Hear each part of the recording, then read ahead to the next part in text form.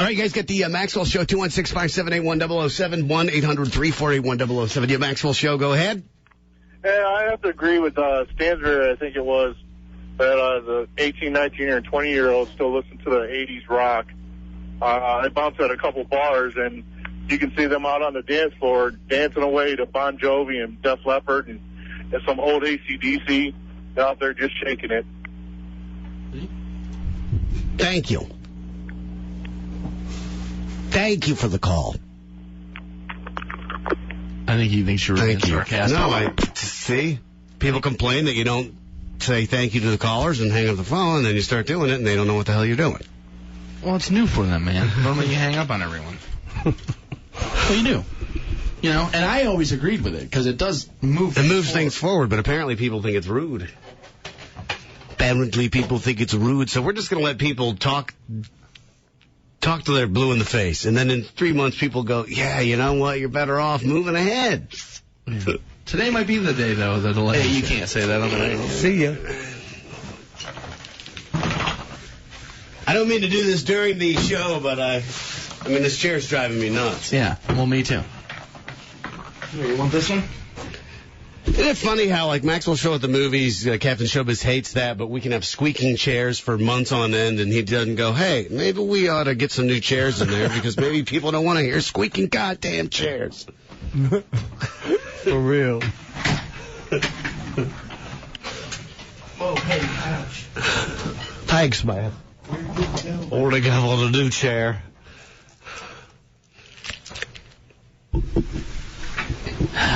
All right. My chair's making this weird noise, just going. I wonder why we don't have gold chairs like Mike has down there. Maxwell Show, go ahead. Yeah, I want to talk about the 80s music. Yeah, go ahead. Hey. What's going on today?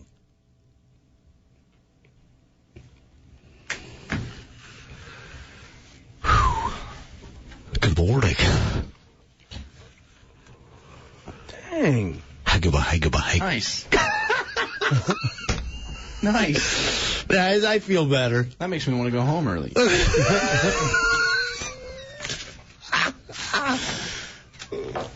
And you thought you hated the cone, Bo. Your jock starts swearing on the air and dumping it.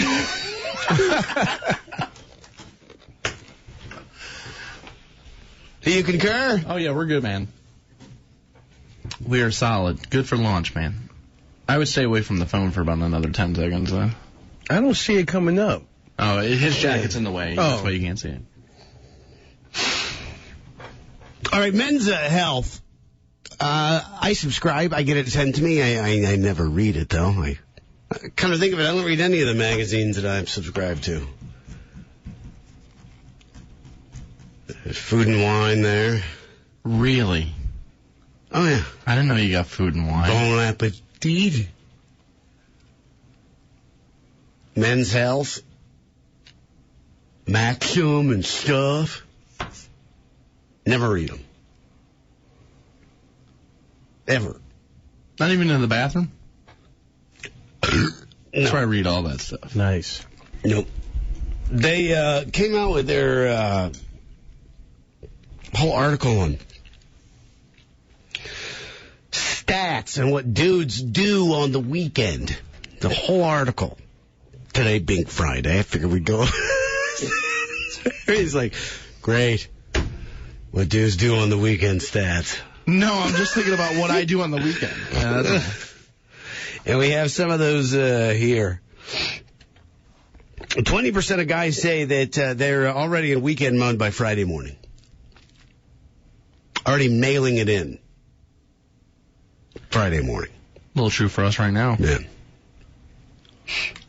You're in weekend mode, I can tell. Yeah. Well, dude, I don't feel good. And in hindsight 2020, I shouldn't have come to work today. I disagree with you. Okay, that's all well and good. I'm just saying I should have stayed home. I'm not feeling good. We're definitely going to get a Marconi after this show today. That's all I know. We're getting a golden microphone, buddy. Yeah. We're good. I believe it. 66% of men say they like to plan their weekends around the big game, if there's one going on.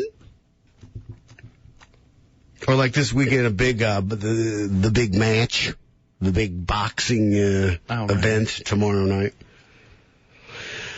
17% of guys say they let sports dictate most of their weekends. So not me. Yeah, no one in this room, really. Me either. But my dad, oh my God. Still to this day. Like most dudes, rules his life. I don't get it. All day long. All day, every day. Saturday, Sunday, all day long. As soon as one game's on, another one's on.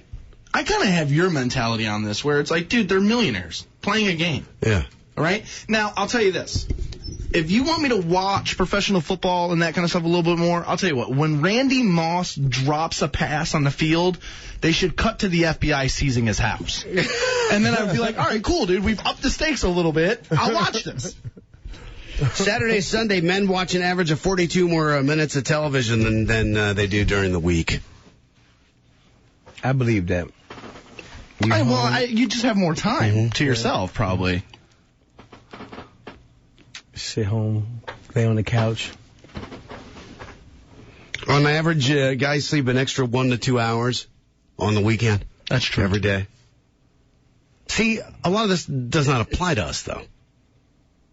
Because we get to wake up at 10 o'clock on Wednesday morning, too. Yeah, but now on Saturday and Sunday, I'll wake up at 2 o'clock. Is that what you... And it's great. Yeah, dude, I sit up till like 6:30, 7 o'clock in the morning, usually. You know, doing whatever it is I do. And then you crash and go to bed and wake up and do it all over again. I live that life. It's a good life when you can get it. Yeah. 20% of guys say they still wake up and watch Saturday morning cartoons. I didn't even know they did that. Do they still do that? I didn't know they did that anymore. The cartoons are not like they used to be. I used to do that, but they don't. I'm a Bugs Bunny type guy. All them little space things they have. Dora the Explorer. I can't speak Spanish. I don't know what she's saying. I don't want to look at that. Used to watch wrestling was on Saturday mornings. Yes. Yeah, used to be. Jimmy the Mouth is a South Heart. Yeah, 11 o'clock. Buddy. Yeah, loved it.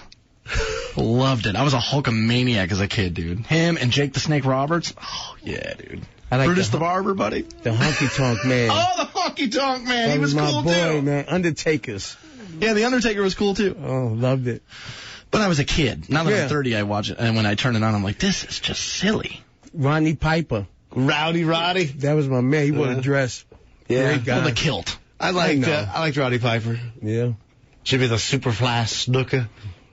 Iron Sheik. Iron Sheik, Those buddy. were good days, Sergeant man. Slaughter. Something tells me that the Iron Sheik wouldn't really do so well in today's day and age. Not a hot target demo. We got the rest of these stats coming up. We'll get to them here in a second. Is that Chuck? Hey, Chuck, what's up? You're live. All right. Hey, tomorrow, of course, the big Kentucky Derby, the 133rd Run for the Roses. They have a special guest. Queen Elizabeth II will be at the race. Oh, my God. Now, the catch is Richard Petty, who is also known as the King in the NASCAR circuit, will be there. And he was asked what he's going to do when he meets the Queen, and this is a quote from him. If I meet the Queen, it'll probably be a nod, and that's about as far as I'll go. I don't know if I could talk to her because I don't speak English. I speak Southern American, and I don't know if she would understand that or not. So could you imagine the Queen and the King together? That should be very interesting. What if they hook up? That'd really be something. All right, I already gave you my pick, Dominican, the 19 horse. Give it a run. Only put $2 on it, please, because, of course, Dominican probably will not win. Of course, the big fight tomorrow night also in Las Vegas. Undefeated Floyd Mayweather taking on Oscar De La Hoya. Tonight, the weigh-in around 5:30, so everybody anticipating one of the biggest events in years. They're saying this is going to be the biggest grossing fight ever. Forget about the Thrill in Manila and all that stuff. This is going to be the biggest grossing fight ever. The Indians back in action tonight. They hit the road for 10 games.